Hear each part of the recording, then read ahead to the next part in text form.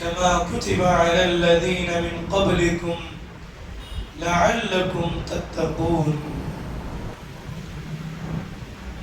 آمنت بالله صدق الله العظيم وبلغنا رسوله النبي الأمين الكريم ونحن على ذلك لمن الشاهدين والشاكرين والحمد لله رب العالمين. اللهم رب اشرح لي صدري ويسر لي أمري واحلل عقدة من لساني يفقهوا قولي. اللهم نور قلوبنا بالقرآن وزين أخلاقنا بالقرآن ونجنا من النار بالقرآن وادخلنا الجنة مع القرآن. معزز و محترم و محتشم بزرگوں اور دوستوں، ہم عمر نوجوان ساتھیوں، السلام علیکم ورحمۃ اللہ وبرکاتہ. بحمد تعالی و بکرم مصطفیٰ صلی اللہ علیہ وآلہ وسلم میں اور آپ پھر سے ایک مرتبہ جمعہ کریم کی سعادتوں سے بہرور ہو رہے ہیں. اللہ تبارک و تعالی اس کی برکتوں، رحمتوں، عنایتوں سے مجھے اور آپ کو مالا مال فرمائے. اور ماہ رمضان کریم کا یہ پہلا جمعہ کریم ہے جس کی میں اور آپ سعادت حاصل کر رہے ہیں، جس کے لیے ہم اور آپ ماہ رجب ہی سے دعائیں کرتے رہے. اے اللہ ہمیں ماہ رمضان ایمان و عافیت کے ساتھ ہمیں عطا فرما. اللہ کا فضل ہمارے ساتھ شامل حال ہوا کہ ہم نے ماہ رمضان کی سعادتوں کو ہم نے پا لیا. یقیناً یہ اس کا فضل ہے. آپ جانتے ہیں کہ ماہ رمضان کا جس دن چاند نظر آیا، چاند نظر آنے سے پہلے چند لمحے پہلے بھی بہت سارے لوگ اس دنیا سے کوچ کر گئے.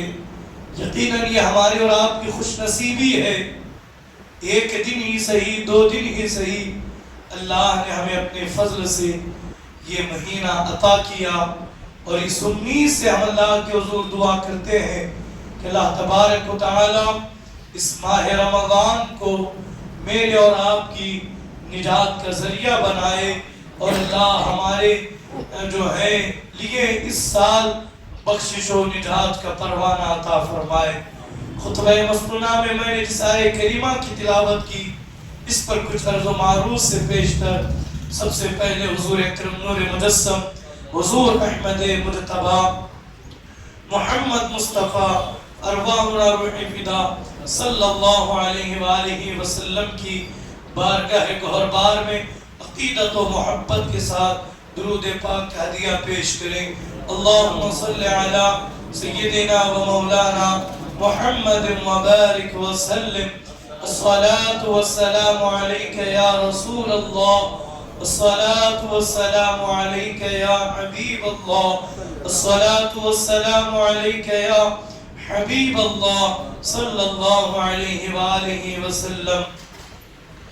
رفیقان محترم، اللہ تبارک و تعالی نے اپنے کلام میں مقصد رمضان کو، مقصد روزے کو، مقصد قیام اللیل کو بیان کرتے ہوئے فرمایا یا ایھا الذین آمنوا کتب علیکم الصیام کما کتب علی الذین من قبلکم لعلکم تتقون.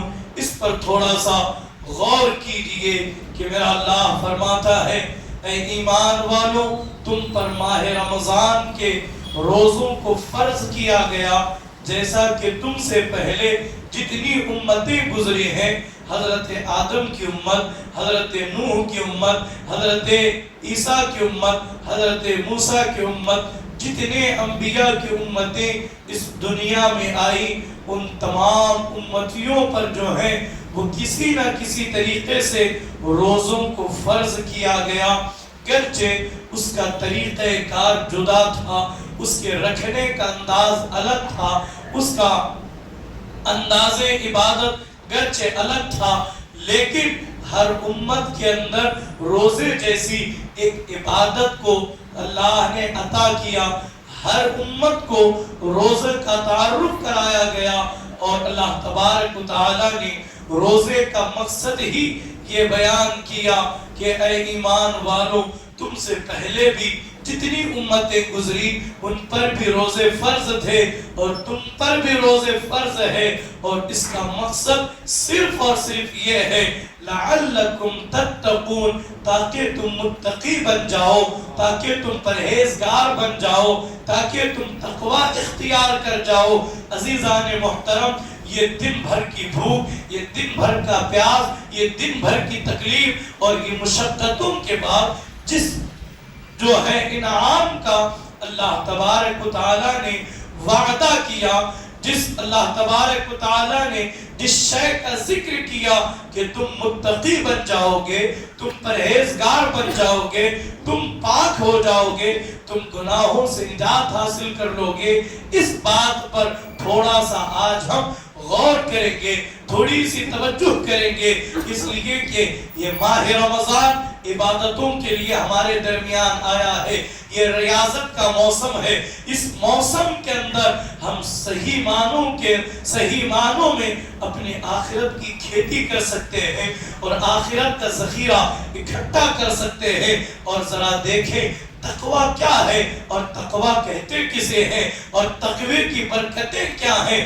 دیکھیں ماہ رمضان میں جب بندہ روزہ رکھتا ہے تو حتی الامکان وہ گناہوں سے دور رہنے کی کوشش کرتا ہے، وہ غیبت سے بچتا ہے، وہ جھوٹ سے بچتا ہے، وہ چوری سے بچتا ہے، وہ زنا سے بچتا ہے، اور ہر ممکن کوشش کرتا ہے کہ وہ گناہ کی طرف نہ جائے۔ تو میرے عزیزوں، گناہوں سے بچنے کا نام اور خدا سے ڈر جانے کا نام ہی اصل تقوی ہے، اور اسی کو تقوی کہتے ہیں جو بندہ اٹھتے ہوئے بھی، بیٹھتے ہوئے بھی، مجلس میں بھی، محفل میں بھی، تنہائی میں بھی جس کے دل پر یہ بات بیٹھ جائے، جس کی زبان میں، جس کی فکر میں، جس کے قلب کے اندر یہ بات آ جاتی ہے کہ میرا خدا مجھے دیکھ رہا ہے، میں روزے کی حالت میں ہوں، اگر میں روزے میں رہ کر اگر جھوٹ بولوں گا، اگر غیبت کروں گا،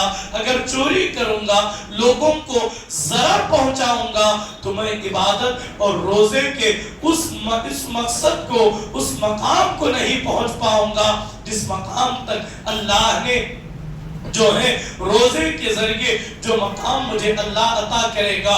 تو عزیزان محترم، تو المختصر آپ کو معلوم ہوا کہ روزے کا مقصد تقوی ہے، روزے کا مقصد پرہیزگاری ہے، روزے کا مقصد ایک مسلمان کو سچا، پکا اور سیدھا سادھا انسان بنانا ہے۔ یہ ماہ سیام ہمیں اچھا مسلمان بنانے کے لیے آتا ہے، یہ ماہ رمضان ہمیں ایک اچھا انسان بنانے کے لیے آتا ہے، ایک اچھا شہری بنانے کے لیے آتا ہے۔ اور دیکھیں یہ تو دنیاوی باتیں ہیں، لیکن اللہ تبارک و تعالیٰ نے تقوی کے بعد، پرہیزگاری کے بعد ایک اعلان اللہ نے کیا، ان اکرمکم عند اللہ اتقاکم۔ اللہ نے اعلان کیا لوگوں، اللہ کے قریب سب سے زیادہ دولت مند نہیں ہے، اللہ کے قریب سب سے زیادہ ثروت مند نہیں ہے، اللہ کے نزدیک سب سے زیادہ زمینیں رکھنے والے نہیں ہیں۔ تو میرے رب نے اعلان کیا اگر کوئی کالا ہے، اگر کوئی غریب ہے، اگر کوئی کمزور ہے، اگر کوئی ناتوا ہے، اگر وہ تقوی اختیار کر گیا، وہ جتنا تقوی اختیار کرے گا، وہ جتنی پرہیزگاری اختیار کرے گا، وہ اللہ کا اتنا ہی قرب پاتا جائے گا۔ ان اکرمکم عند اللہ اتقاکم، جو جتنا تقوی اختیار کرے گا وہ اللہ کا اتنا ہی قرب حاصل کرے گا۔ تو ذرا دیکھیں ہم دنیا داروں کے قریب ہونے کی جد و جہد کرتے ہیں، لوگوں کا وسیلہ بناتے ہیں کہ آپ ہماری فلاں صاحب کے ساتھ ایک میٹنگ کرا دیں، ایک مرتبہ ملاقات کرا دیں، ایک مرتبہ ہمیں ان کے قریب کر دیں تاکہ ہم بھی فخر کر سکیں۔ وہ نادان ہے جو دنیا داروں کے قریب ہونے کی فکر میں رہتے ہیں، لیکن ایک مسلمان دنیا داروں کی نہیں بلکہ عبادتوں کے ذریعے، تقوی شعاری کے ذریعے، پرہیزگاری کے ذریعے صرف اور صرف اپنے رب کا قرب پانا چاہتا ہے۔ دیکھیں دو چیزیں ہیں جو اللہ اور اس کے رسول کے قریب بندے کو کر دیتی ہے۔ اللہ فرماتا ہے اللہ کے نزدیک جو جتنا تقوی اور پرہیزگاری اختیار کرنے والا ہے وہ اللہ کے نزدیک اتنی ہی زیادہ تقوی جو ہے وہ قرب پانے والا ہے۔ اور رسول رحمت علیہ السلام فرماتے ہیں جو مجھ پر جتنا زیادہ کثرت کے ساتھ درود پڑتا ہے وہ اتنا ہی ہمارے قریب ہو جاتا ہے۔ دونوں چیزیں ہمارے پاس ہے اور ہمیں کوشش کرنی ہے تقوی کے ذریعے، پرہیزگاری کے ذریعے، ایمانداری کے ذریعے، اچھے اخلاق کے ذریعے، اچھے کردار کے ذریعے، نرم گفتگو کے ذریعے ہم خدا کا قرب پالیں، ہم خدا کے قریب تر ہو جائیں اور درود پاک کی برکتوں سے، درود پاک کے ورد سے ہم رسول رحمت علیہ السلام کے قرب قریب ہونے کی کوشش کریں۔ اس سے بڑی اور کیا چیز ہو سکتی ہے؟ حالانکہ یہ چیزیں بہت آسانی کے ساتھ ہم کر سکتے ہیں اگر چاہیں، لیکن ایک انسان چاہتا نہیں وہ تقوی اختیار کر لے، ایک انسان چاہتا نہیں کہ 5 وقتہ نمازی بن جائے، اس لیے کہ دنیا نے ہمارے ذہن پر یہ بات بٹھائی ہے کہ لوگ کیا کہیں گے کہ تو دکان چھوڑ کر نماز کے لیے جائے گا، تو دوستوں کی محفل کو چھوڑ کر تو نماز کے لیے جائے گا، تو بچوں کو چھوڑ کر قرآن کی تلاوت کرے گا، تو لوگ کیا کہیں گے؟ تو انسان اسی کشمکش کے اندر اپنے آخرت کی کھیتی کو جس انداز میں جمع کرنا چاہیے اس انداز میں جمع کرنے سے محروم ہو جاتا ہے۔ تو عزیزان محترم، ماہ رمضان ہمارے درمیان آیا ہے تاکہ ہم متقی بن جائیں، اور یہ ماہ رمضان ایک ذریعہ ہے ہمیں خدا سے قریب کرنے کا، ماہ رمضان ایک ذریعہ ہے ہمیں رسول اللہ کے طریقے پر چلانے کا۔ اگر اس کی ہم قدر کریں گے، اس کی اہمیت کو جانیں گے تو یقین مانیں ہم کامیاب ہو جائیں گے، ہم کامران ہو جائیں گے۔ ماہ رمضان صرف روزے رکھنے اور قرآن سننے اور قرآن سنانے کے لیے ہی نہیں بلکہ ایک ہمیں اچھا مسلمان بنانے، ایک اچھا انسان بنانے کی غرض سے ہمارے درمیان آیا ہے، اور ہمیں چاہیے کہ ہم ہر موڑ پر جتنے دن، چاہے وہ ماہ سیام کے ہمیں 30 دن میسر آئے یا پھر 29 دن آئے، ہم ہر دن کو غنیمت جانیں گے، ہر دن کو قیمتی جانیں گے، اور اس کے اندر خوب سے جو ہے اپنی طاقت سے زیادہ عبادت کی کوشش کریں گے، اس لیے کہ نیتیں کرنا ہمارا کام ہے اور اجر عطا کرنا اللہ کا کام ہے۔ عزیزان محترم، ماہ رمضان کا آج یہ دوسرا روزہ ہے۔ یقیناً آج بھی مسلمانوں کی ایک بڑی تعداد ہمارے محلوں میں، ہمارے گھروں کے اندر، ہمارے ملک میں ایسی موجود ہے جو 2، 3، 4 روزے رکھ کر کے روزوں کو ترک کر دیتے ہیں۔ اولاً یہ اور دوسرا یہ کہ وہ ماہ رمضان کے عظیم اور بابرکت مہینوں میں بازاروں میں، سڑکوں پر، چوراہوں پر کھلم کھلا لوگوں کے سامنے کھاتے ہوئے اور پیتے ہوئے نظر آتے ہیں۔ تو ہمیں اس کی طرف توجہ کرنی چاہیے۔ پہلی چیز تو یہ کہ جو ماہ رمضان کی روزے 2، 4، 5 رکھ کر کے چھوڑ دیتے ہیں اور یہ سمجھتے ہیں کہ ماہ رمضان کا پہلا روزہ بڑا روزہ اور 27واں روزہ سب سے بڑا روزہ، اور اس کے بعد سمجھتے ہیں کہ دوسرے روزوں کی کوئی اہمیت ہی نہیں، کوئی قدر ہی نہیں۔ عزیزوں، یہ سب سے بڑی خام خیالی ہے، یہ کم جو ہے علمی ہے، یہ نا علم سے لابلدی ہے کہ جو انسان یہ کہتا ہے کہ پہلا روزہ بڑا روزہ ہے اور اس کے بعد 27واں روزہ یہ بڑا روزہ ہے، جبکہ حقیقت یہ ہے کہ رمضان کے ہر روزے کا مقام و مرتبہ اتنا جدا ہے کہ ماہ رمضان میں اگر ایک روزہ بھی جان بوجھ کر کے ہم چھوڑ دیں، چاہے وہ کوئی روزہ کیوں نہ ہو، ایک بھی جان بوجھ کر کے چھوڑ دے، تو اللہ کے رسول علیہ السلام فرماتے ہیں اس چھوڑے ہوئے روزے کے بدلے اگر بندہ موت کی آخری سانس تک، زندگی کی آخری سانس تک بھی روزوں کی قضا کرتا رہے تو اس ایک روزے کے ثواب کو پا ہی نہیں سکتا جس نے جان بوجھ کر کے ایک روزہ چھوڑا ہے۔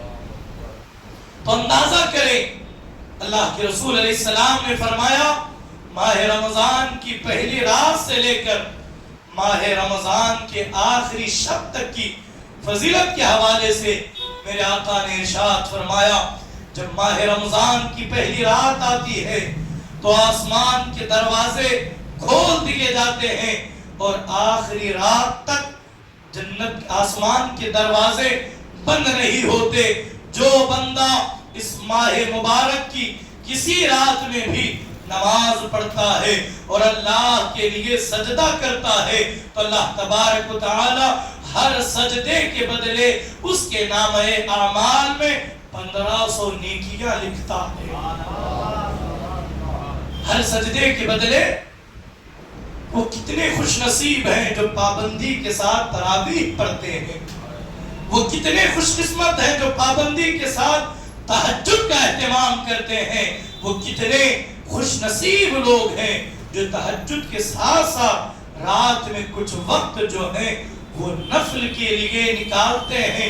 اور فرمایا اللہ تعالی اس رات کے ہر سجدے کے بدلے اس بندے مومن کے لیے 1500 نیکیاں لکھتا ہے اور ساتھ ہی ساتھ اس کے لیے جنت میں سرخ یاقوت کا گھر بناتا ہے جس کے 70,000 دروازے ہیں اور اس کے ہر دروازے سے سونے کا سرخ یاقوت سے مزین ایک محل ہے۔ اور جو کوئی ماہ رمضان کا پہلا روزہ رکھتا ہے اور اس کے ہر روزے کی فکر کرتا ہے اللہ تعالیٰ اس کے گزشتہ 1 سال کے گناہوں کو بخش دیتا ہے۔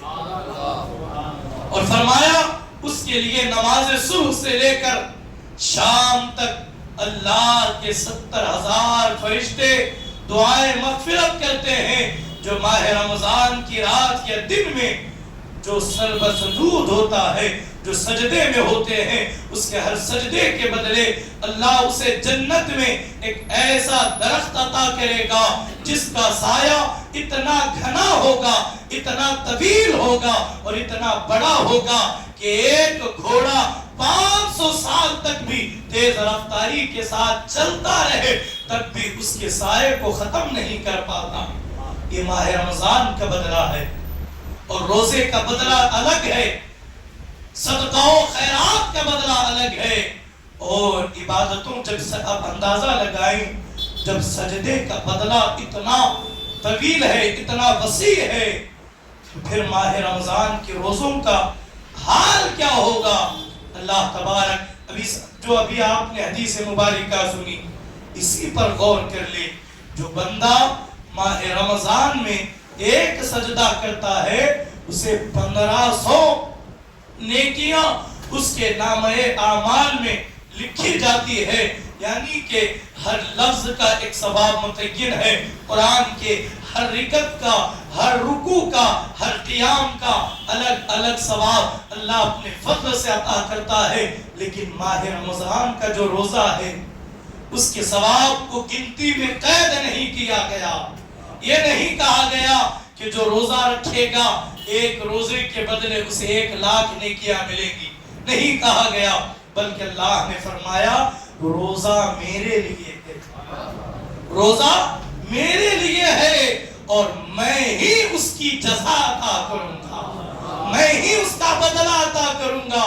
تو اب آپ اندازہ کریں جس کا روزہ جتنا پاکیزہ ہوگا، جتنا گناہوں سے بچتے ہوئے جو روزہ رکھے گا، اللہ تبارک و تعالی اسے اپنی شان کے مطابق اتنا ہی اجر عطا کرے گا۔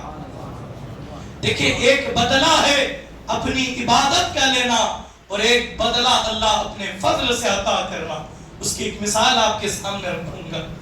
بنی اسرائیل کا ایک عابد، بنی اسرائیل میں عابد اسے کہتے ہیں جو 100 سال تک بغیر بے ریا کسی کو دکھانے کے لیے نہیں، صرف اور صرف اللہ کے لیے جو 100 سال روزہ رکھتا ہے اور اس کی ہر رات کو عبادت کرتا ہے، پھر جا کر کے وہ عابد کا، عبادت کرنے والوں کا مقام اور رتبہ حاصل کرتا ہے۔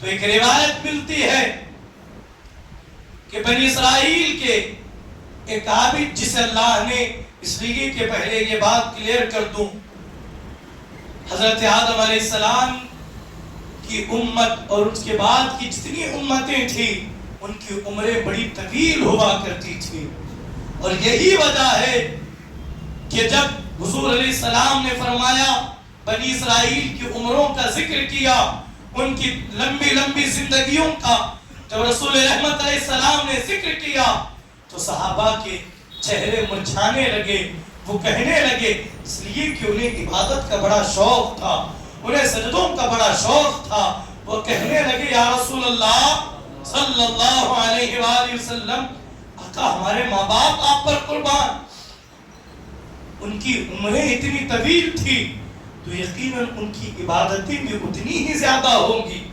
ان کی عبادتیں بھی اتنی ہی زیادہ ہوں گی۔ اگر جس کی عمر 500 سال ہے وہ قیامت کے دن 500 سالہ عبادت کا اجر لے کر اللہ کے حضور آئے گا، اللہ کے حضور وہ اللہ 500 سال کی عبادت کا اجر پائے گا۔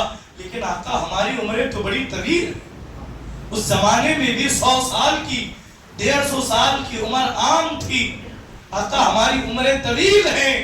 تو حضور علیہ السلام نے نگاہیں جھکا لی، اللہ نے سورہ قدر نازل کی، اِنَّا أَنزَلْنَاهُ فِي لَيْلَةِ الْقَدْرِ، محبوب اپنے غلاموں کو یہ مستعد جافزاں سنائیے کہ ہم آپ کو ایک ایسی رات عطا کریں گے جس کی عبادت 1000 مہینوں کی عبادت سے بہتر کہلائے گی۔ ایک رات کی عبادت 1000 مہینوں کی عبادت سے بہتر کہلائے گئی۔ تو میں عرض کر رہا تھا، تو 500 سال کی عبادت لے کر کے عابد اللہ کے حضور پہنچا۔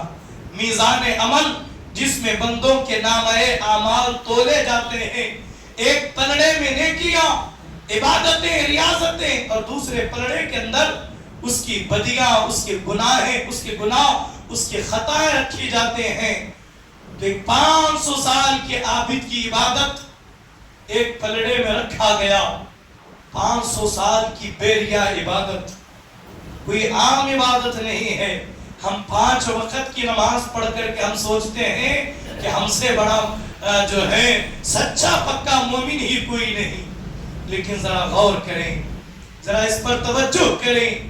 جب 500 سال کی عبادت وہ لے کر کے اللہ کے حضور پہنچا ہے، جب عبادت کا جائزہ لیا گیا تو اللہ کا حکم ہوا، فرشتوں اسے میرے فضل سے جنت عطا کر دو۔ بات آپ نے شاید نہیں سمجھی۔ 500 سال کی عبادت دیکھ کر کے اللہ فرما رہا ہے، فرشتوں اسے میرے فضل سے، میرے کرم سے، میرے رحم کی بدولت، میری بندہ نوازی کی بدولت اسے جنت دے دو۔ وہ عابد عرض کرنے لگا، مالک پھر میری 500 سال کی عبادت کا کیا بنا؟ پھر میری 500 سال کی عبادت کا کیا ملا؟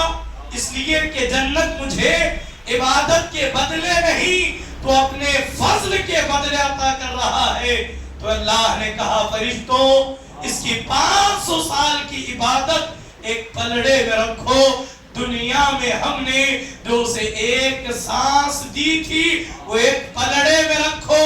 اگر 500 سال کی عبادت ایک سانس کا اگر حق ادا کر رہی ہے تو جنت دے دو۔ جب تولا گیا ایک سانس کا بدلہ 500 سال کی عبادت ہو ہی نہیں سکتا، تو وہ عابد عرض کرتا ہے، مولا 500 سال کی عبادت رہنے دے، اپنا فضل ہی عطا کرتے ہیں۔ تو یہ جو روزہ ہے، اس روزے کے اندر میرے مولا نے کوئی نیکی کا وعدہ نہیں کیا، کہا روزہ میرے لیے ہے، میں خود روزے دار کے لیے ہوں، میں خود روزے کا بدلہ ہوں۔ اور فرمایا روزے دار کے لیے دو خوشیاں ہیں، اس کے لیے دو مسرتیں ہیں، اس کے لیے دو بڑی عظیم نعمتیں ہیں۔ ایک خوشی اسے عند الافطار، افطار کے وقت جب بندہ صبح سے لے کر شام تک بھوکا پیاسا ہر طرف جو ہے وہ صرف اور صرف اللہ کی خاطر جب وہ دن گزار کر کے افطار کے لیے بیٹھتا ہے، جب وہ پہلا لقمہ کھجور کی شکل میں اپنے منہ میں رکھتا ہے تو صرف اس کی زبان ہی نہیں بلکہ جسم کا بال بال اللہ کے حضور حق کے شکر ادا کرتا ہے۔ وہ شکر ادا کرتا ہے، مولا تیرا شکر ہے تو نے مجھے اپنی نعمت سے افطار کی توفیق عطا کی۔ ایک انسان کا پورا وجود جو ہے وہ اللہ کے حضور سر بسجود ہو کر اس کا شکر ادا کرتا ہے، اور یہ احساس دلاتا ہے جب لقمہ اندر جاتا ہے تو انسان کی وجود کے اندر ایک عجیب کیفیت طاری ہوتی ہے۔ اور دوسرا فرمایا کہ ایک تو عند الافطار پہلی خوشی، دوسری خوشی عند لقاء اللہ، جب بندے کو اللہ تبارک و تعالی روزے دار کو اپنا دیدار کرائے گا، جب اللہ اپنا دیدار کرائے گا تو اس دیدار کے سامنے جنت بھی بہت ہلکی نظر آئے گی۔ تو اللہ نے فرمایا روزہ میرے لیے ہے، میں خود اس کی جزا عطا کروں گا، اس کا بدلہ میں خود دوں گا۔ تو عزیزوں، ماہ رمضان کا ہر روزہ بڑا قیمتی ہے۔ یہ جہالت ہے یہ چھوٹا ہے، وہ بڑا ہے، یہ کم ہے، وہ یوں ہے، نہیں۔ تو میں آپ تمام سے چند گزارشات آپ کے گوش گزار کر کے میں اپنی گفتگو کو سمیٹ لوں۔ ایک مرتبہ درود پاک پڑھیں، اللہم صلی علی سیدنا و مولانا محمد مبارک وسلم۔ الصلاة والسلام علیک یا رسول اللہ، الصلاة والسلام علیک یا حبیب اللہ، الصلاة والسلام علیک یا نبی اللہ صلی اللہ علیہ وآلہ وسلم۔ عزیزان محترم، میں چند باتیں آپ کے گوش گزار کروں گا۔ ماہ سیام، ماہ رمضان کریم کے حوالے سے ہمارا یہ معاملہ ہے کہ ہم شروع کا عشرے اول پہلے 10 دن 12 دن 15 دن بڑے پرزور انداز میں ہم عبادت تو کرتے ہیں، لیکن جو ماہ رمضان کے روزے گزرتے جاتے ہیں پھر ہم پر غفلت طاری ہو جاتی ہے۔ جب ہم ماہ رمضان آتا ہے تو شروع کے دنوں میں ہم مسجد کی زینت ہوتے ہیں اور اخیر کے دنوں میں ہم بازاروں کی زینت ہوتے ہیں، اور حال تو یہ ہوتا ہے لوگوں کو کاروبار کا، تجارت کا اور دیگر معاملات کا اس قدر نشہ سر چڑھ کر کے بولتا ہے، لوگ روزے چھوڑ دیتے ہیں اور کہتے ہوئے نظر آتے ہیں کہ حضرت کیا کریں، وہ جو ہے پریشر زیادہ ہے، تکلیف بہت ہوتی ہے، گرمی زیادہ ہے۔ تو مسلمانوں ذرا غور کریں، وہ عبادت ہی کیا جس میں تکلیف نہ ہو، وہ عبادت ہی کیا جس میں مشقت نہ ہو۔ کیا آپ نے مولائے کائنات امام علی علیہ السلام کا وہ قول نہیں سنا؟ آپ خود فرماتے ہیں مجھے دو چیزیں بڑی پسند ہیں، دو چیزیں بڑی قیمتی ہے۔ مسلمانوں، اگر اہل بیت سے محبت ہے تو ان دو چیزوں کو ہر حال میں اپنے ہاتھوں سے جانے نہ دینا۔ امام علی علیہ السلام کہتے ہیں پہلی چیز مجھے سخت سردی میں، سخت جاڑے کے موسم میں جما دینے والی کڑکڑاتی سردی کے اندر مجھے وضو کر کے نماز پڑھنا بڑا پسند ہے، مجھے سخت ٹھنڈی میں وضو کرنا بڑا پسند ہے، اور فرمایا سخت گرمی کے روزے مجھے بڑے پسند ہے۔ اس لیے کہ روزے میں ہر ایک کا روزہ برابر نہیں ہے۔ اے سی میں بیٹھ کر قرآن پڑھنے والے، تسبیح گھمانے والے کا روزہ اور دھوپ میں گاڑی ڈھکیلنے والے، ٹھیلا چلانے والے کا روزہ برابر نہیں ہے۔ اس کا ثواب وہ جتنی تکلیف اٹھائے گا اللہ کی بارگاہ سے اتنا ہی اجر پائے گا۔ اس لیے کہ عبادت اسے اسی قدر مقام و مرتبہ عطا کرتی ہے جو جس قدر اس کے لیے تکلیف اور مشقت برداشت کرتا ہے. اور یاد رکھیں جو تکلیف کا بہانہ بنا کر روزوں کو چھوڑ دیتے ہیں کیا ہوگا؟ زیادہ سے زیادہ 2-3 گھنٹے تھوڑی سی کمزوری آئے گی، بدن نڈھال ہوگا، لیکن یاد رکھیں جب افطار میں پہلا لقمہ انسان کے حلق سے اترے گا تو ایسا لگتا ہے کہ مرجھائے ہوئے پھول کے اندر دوبارہ زندگی اللہ نے عطا کی ہے. اسے رکھیں بفرض معاد اگر کسی کا حالت روزہ میں انتقال بھی ہو گیا، جبکہ ایسا ممکن نہیں ہے، اس لیے کہ روزہ دار اللہ کے امان میں رہتا ہے، اللہ کے امان میں رہتا ہے. اگر کسی کی موت اگر حالت روزہ میں آ بھی گئی، اس کے لیے اس سے بڑھ کر اور کیا نعمت ہو سکتی ہے. اس لیے کہ میرا اللہ فرماتا ہے جو جس حال میں دنیا سے اٹھایا جائے گا قیامت کے دن اسی حال میں اسے اٹھایا جائے گا. اگر حالت روزہ میں انتقال کر جاؤں، میرا رب مجھے قیامت تک روزہ رکھنے والوں میں شامل کرے گا، اور جب اٹھائے گا تو روزہ دار کی حیثیت سے اٹھائے گا. تو یہ ہمارے لیے دنیا کا نہ صحیح آخرت کا بہترین سودا. تو جو لوگ چند دن احترام کر کے پھر وہی بازار میں کھاتے ہوئے ٹہرنا، چائے پیتے رہنا، گٹکا کھاتے رہنا، انہیں یاد رکھنا چاہیے یہ احترام رمضان کے خلاف ہے. یہ اللہ اور اس کے رسول کو سخت ناپسند ہے. اگر کسی کے ساتھ مجبوری ہے، بیماری ہے، تکلیف ہے، وہ روزہ نہیں رکھ سکتا، شریعت نے اجازت دی ہے. اس کی کچھ اصول ہیں، انشاءاللہ ہم آگے بیان کریں گے آنے والے جمعہ میں. لیکن اس کے لیے حکم ہے جب وہ رمضان کے دنوں میں کھائے تو بند کمرے میں کھائے، کسی روزہ دار کے سامنے ہرگز نہ کھائے. روایتوں کے اندر نزہت المجالس میں ایک روایت بیان کی گئی کہ بخارا کی سرزمین پر ایک مجوسی اپنے لڑکے کو لے کر، بیٹے کو لے کر بازار کسی ضرورت کے لیے جاتا ہے. رمضان کا عظیم مہینہ ہے. اس کے بیٹے نے بازار سے کوئی شے لی اور بازار میں کھڑے ہو کر کے اس نے کھانا شروع کر دیا. وہ جو آگ کا پجاری تھا، وہ آگ کی پرستش کرنے والا جو تھا، اس نے اپنے بیٹے کو بازار میں کھلم کھلا کھاتے ہوئے دیکھا تو ایک تماچا مارا اور کہا کیا تجھے شرم نہیں آتی؟ مسلمانوں کا ماہ رمضان چل رہا ہے، مسلمان روزے سے ہیں، تم ان کے سامنے کیوں کھا رہے ہو؟ تو اس بچے نے کہا اے باجان آپ بھی تو رمضان میں کھاتے ہیں، میں نے کھا لیا تو کیا ہوا؟ تو اس کے باپ نے کہا بیٹے یقیناً میں کھاتا ہوں، لیکن رمضان کے دنوں میں بند کمرے میں مسلمانوں سے چھپ کر کے کھاتا ہوں. یہ اس کا عمل تھا، یہ اس کا طریقہ تھا. لیکن اللہ کو روزہ پسند ہے، اللہ کو رمضان پسند ہے. یہی وجہ ہے ان دونوں کو شعائر اسلام میں بھی شامل کیا گیا. اس نے روزہ نہیں رکھا، اس نے رمضان کا صرف اور صرف احترام کیا. تو اس کا جب وہ انتقال ہو گیا، وہ مر گیا، تو کسی نے خواب میں دیکھا کہ وہ جنت کے باغوں میں ٹہل رہا ہے. وہ مجوسی، وہ کافر جنت کے باغیچوں میں ٹہل رہا ہے.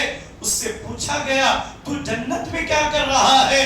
تو اس نے جواب دیا میں جنت میں جو تم مجھے دیکھ رہے ہو یہ میرے رب کا فضل ہے اور احترام رمضان کا بدلہ ہے. میں نے اپنے بچے کو ایک تماچا جو مارا احترام رمضان کے بدلے، یہ اللہ کو ادا اتنی پسند آئی، اللہ نے مرنے سے پہلے مجھے ایمان کی دولت سے نوازا اور میں کلمہ پڑھ کر کے یہ جو ہے اس دنیا سے رخصت ہو گیا. تو عزیزوں ذرا غور کریں، جب ایک کافر رمضان کا احترام کرتا ہے تو اللہ اسے ایمان کی دولت عطا کرتا ہے. ایک مسلمان ہو کر رمضان کا احترام نہ کرے، روزہ رہ کر روزہ داروں کا خیال نہ کرے، پھر اس سے بڑا بدبخت کون ہو سکتا ہے؟ تو میں آپ تمام سے گزارش کروں گا اس پورے مہینے کو عبادتوں کے لیے خاص کر لیں اور کوشش کریں اپنی عورتوں کو بازار کی زینت بننے نہ دیں، انہیں اپنے گھروں کے اندر رکھیں. ان کی تمام تر ضرورتیں اگر اللہ نے توفیق دی ہے، اللہ نے نوازا ہے، ان کے 2 جوڑے عید کے، اگر ان کا مطالبہ عید کے لیے 2 جوڑوں کا ہے تو آپ انہیں گھر میں رکھ کر کے 3 جوڑے دلانے کی کوشش کریں، ان کی ضرورتوں کو پورا کریں، اچھے انداز میں پورا کریں۔ لیکن مرد کی ذمہ داری ہے وہ اپنے اہل و عیال کی جو ہیں تمام تر ضرورتیں پوری کریں۔ لیکن بدقسمتی ہمارا ہر گھر کا ہر فرد، ہر خاتون، ہر بیٹی جو ہے وہ مردوں سے زیادہ بازار کے اندر بھرے ہوئے رہتے ہیں۔ تو میں آپ سے گزارش کروں گا، اگر ایسا معاملہ ہو ان کے بغیر خریدی ممکن نہیں تو اول دنوں ہی میں جب بازار میں رش نہ ہو پہلے ہی خریداری کر لیں، عبادت میں بھی رہیں اور اپنی عید کی تیاری بھی کریں۔ اس کا یہ مطلب ہرگز نہیں کہ ہم روزے چھوڑ دیں، دن بھر بازاروں کی زینت ہی بنے رہیں۔ رمضان خریداری کے لیے صرف نہیں آیا، رمضان ہماری زندگی کو بدلنے کے لیے آیا ہے۔ جو عید ہوتی ہے وہ عید اسی کے لیے عید ہے جس کے روزے، جس کی نماز، جس کی تراویح، جس کی زکوٰۃ، جس کی صدقہ و خیرات جو قبول ہو چکی ہے، عید تو اس کے لیے ہے۔ ہم کس عید کی تیاری کر رہے ہیں؟ نہ روزوں کا خیال، نہ تلاوت کا خیال، نہ تراویح کی فکر، نہ ہی دیگر اعمال کی فکر، صرف عید کرنے کی ہم کوشش کرتے ہیں۔ خدا کے لیے آپ اللہ کی عبادت میں لگ جائیں، اللہ آپ کی عید کو اس قدر بابرکت بنائے گا، اس دن وہ خوشی ملے گی کہ آپ اس کا اندازہ نہیں لگا سکتے۔ تو اللہ کریم کے حضور دست و دعا گو ہوں، مولا تبارک و تعالیٰ کی حضور جو چند معروضہ میں نے آپ کے گوش گزار کیے، اللہ سب سے پہلے مجھے، آپ کو، ہماری نسلوں کو اس پر عمل کی توفیق